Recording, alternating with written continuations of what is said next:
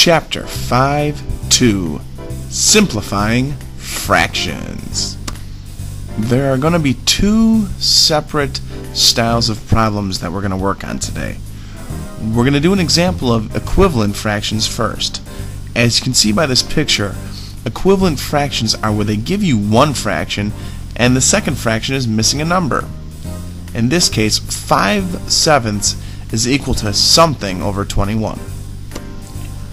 What I do is I will look left to right or right to left and try and look for a connection, some sort of a way I can make a multiplication problem. At the bottom, from 7 to 21, I know if I do 7 times 3, I will equal 21. Using that same method of times 3, I'm going to use that for the top number. 5 times 3 will equal 15. The missing number is 15.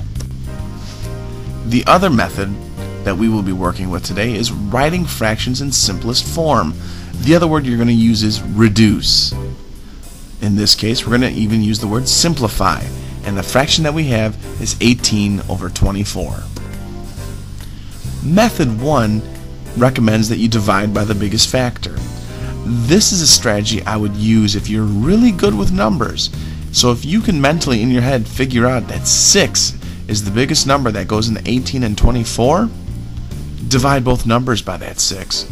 You'll end up with a reduced fraction of 3/4. If you're not so good at reducing that first way, the second method would require that you reduce both numbers to their prime factorization. If you've done factor trees, 18 is going to be the same as 3 times 3 times 2. 24 will be the same as 3 times 2 times 2 times 2. Now I cross out any number I see on the top and bottom part of the fraction. I see a pair of 3's and a pair of 2's, and they're both gone. The remaining numbers are going to comprise your new fraction. On the top, I only have one number. 3 will be the top number. The bottom, I have 2 2's. I multiply them to get 4. 3/4 is the answer. This has been Chapter 5-2, Simplifying Fractions. Any questions that you have, please feel free to email me or visit me on my website. Thank you very much.